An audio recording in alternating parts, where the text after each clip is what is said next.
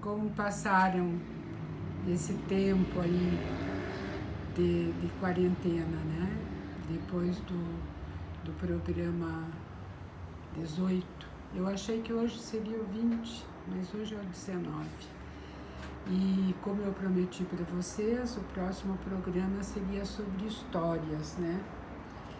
E eu quero contar a história aqui de um homem que quem vai lembrar dessa história são vovós como eu, né? O nome dele é William e ele foi batizado em 1853, quando ele nasceu. E ele era conhecido por William Barclay Bat Masterson. E sabe por que ele era conhecido por Bat Masterson? O Masterson era o sobrenome, né? E o Bat é porque no dia do batizado dele entrou na igreja um morcego, né? E aí o apelido dele ficou sendo Bat Masterson, né? Ele era conhecido por Bat Masterson. E ele foi uma figura lendária do Far West americano. E inclusive foi produzida uma série de TV na época. Acho que a série foi produzida dos anos 51, mais ou menos, até os anos 60, com 108 episódios. E que essa série era chamada Bat Masterson. E tinha uma trilha sonora que ficou muito conhecida, né? Bat Masterson, no Velho Oeste ele nasceu. E a gente adorava ver essa série. Ele foi uma figura lendária porque ele era reconhecido como justiceiro. Ele foi, na vida real, delegado de fronteira, ele foi delegado federal, ele trabalhou no exército, foi batedor do exército e uns 10 anos antes de falecer, ele chegou a ser deputado do governo do presidente Roosevelt nos Estados Unidos. Então, ele teve, além do seriado, teve revistas de história em quadrinho contando a história dele. E por que eu resolvi falar disso assim, sem mais nem menos? Porque quando eu pedi para as minhas netas me mandarem as brincadeiras de mão, elas me mandaram esta aqui, vejam aí. O Velho Oeste ele nasceu, e entre bravos se criou, seu nome lenda se tornou Bat Masterson, sempre elegante e cordial, é o amigo mais leal, foi da justiça um defensor. Bat Masterson. A história é muito importante na vida dos seres humanos, né? Por isso que a gente gosta de filme, de série, de novela, gosta de ouvir contação de história, gosta de teatro, né? Porque a história ela é importante na nossa vida, é uma narrativa que nos leva para o ontem e também desenvolve a nossa imaginação para nos levar para o futuro, para o amanhã. E ler, então, ler histórias é algo assim muito bacana, porque faz com que a gente desenvolva muito a imaginação. E a história já é fruto de uma imaginação, né? Da imaginação de alguém. E quando a gente lê, a gente mistura com a imaginação da gente e aí a gente acaba criando mais imaginação. E aí a gente pode aproveitar essa imaginação também para fazer aventuras e brincadeiras. E eu tenho aqui a foto de duas meninas, enquanto uma lê, a outra faz aventura. E eu acho isso muito legal, né? O quanto a leitura pode nos transportar para um cenário que tanto pode estar fora da gente, para a gente brincar quanto pode estar dentro da gente, para a gente cada vez imaginar mais coisas e mais ações, né? Dentro desse tema, então, eu quero indicar um vídeo que está no YouTube, que foi produzido pela minha amiga Jo Bibas, que é uma fonoaudióloga e que é escritora e também desenha as ilustrações dos seus livros. E ela tem no YouTube uma produção agora que ela fez para a época da quarentena, que chama Doeu Bartolomeu. E acho que é muito bacana vocês irem lá no YouTube e procurar por Doeu Bartolomeu, que vocês vão ver a produção linda que ela fez, contando com a participação de uma porção de pessoas.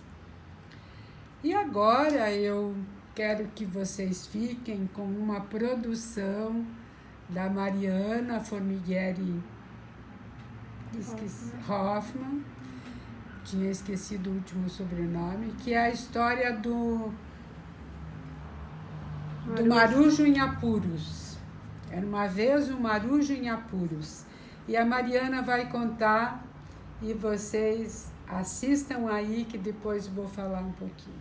Pessoal, tudo bem? Hoje a gente vai contar uma história chamada Um Marujo em Apuros. Então eu vou usar o fósforo aqui. Oi, tia Laura. Uma vela. Não encosta. E vamos lá. Uma história engraçada hoje eu vou contar. É sobre um marujo que navegava no mar. Mas nesse dia algo estranho aconteceu. Mas não precisa ficar com medo não, pois o marujo não sofreu nenhum arranhão. É que ele navegava por um lugar meio mágico, encantado, e o vento de repente parece que soprou errado. O barco, vejam que susto, se ergueu para o alto, e o marujo lá em cima teve um baita sobressalto. Olha só que legal.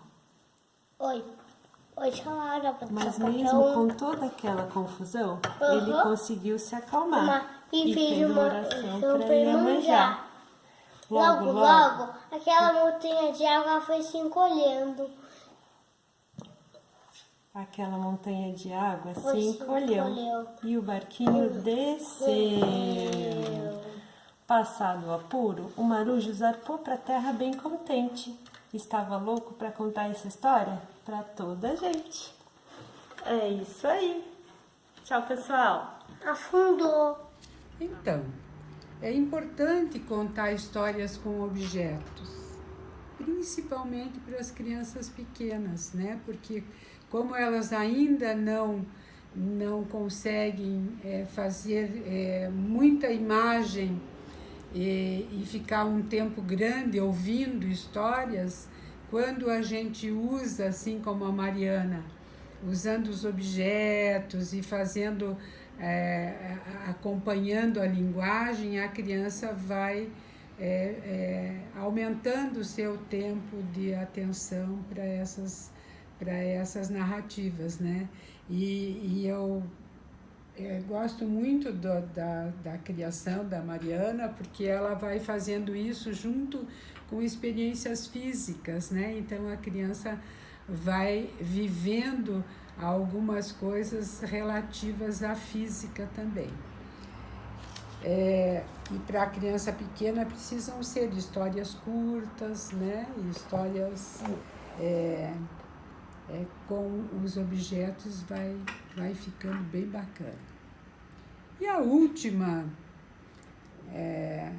conversa nossa de hoje, desse vídeo sobre histórias, tem a ver com a conversa. Eu tenho conversado toda quinta-feira, às 10 horas da manhã, com um menino chamado Felipe.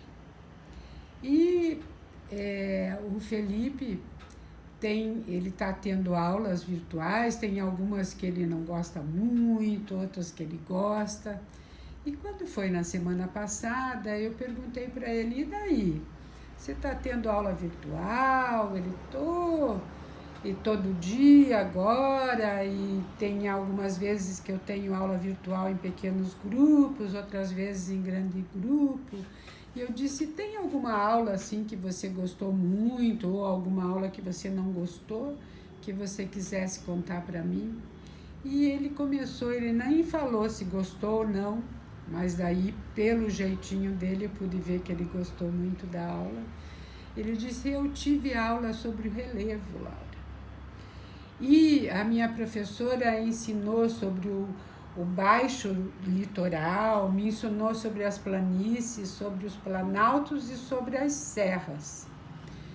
E eu, na hora que ela estava me ensinando do planalto, eu fiquei pensando que poderia ter tido uma guerra de gigantes, com umas espadas bem grandes, e que durante a guerra eles cortavam o topo das montanhas e viravam os planaltos. Eu disse, nossa, mas que imagem legal, né, que você conseguiu formar na tua cabeça. E que tal se você me contasse uma história inspirada nessa aula, nessa imaginação que você teve dos gigantes? E ele então me contou a história. E ele disse, há muito tempo atrás existiam gigantes muito grandes que usavam espadas muito grandes. E numa guerra, um dia, eles acabaram cortando os topos de algumas montanhas. E essas montanhas acabaram virando grandes planaltos. E eu gostei muito da história dele, né? E pedi então para ele fazer um desenho da história. E daí na hora que eu pedi para ele contar a história, ele disse assim, e eu posso colocar essa história no teu canal? Eu disse, claro, só que eu vou precisar pedir autorização para sua mãe, para o seu pai, e para dizer inclusive o seu nome. E hoje eu recebi a autorização da mãe, do pai, e recebi também o desenho que ilustra a história do gigante que cortou montanhas e criou planaltos. Então, era uma vez uma vovó que está Este é um resultado de YouTube. Está vivendo a quarentena. O meu telefone tem vontade própria, o meu celular.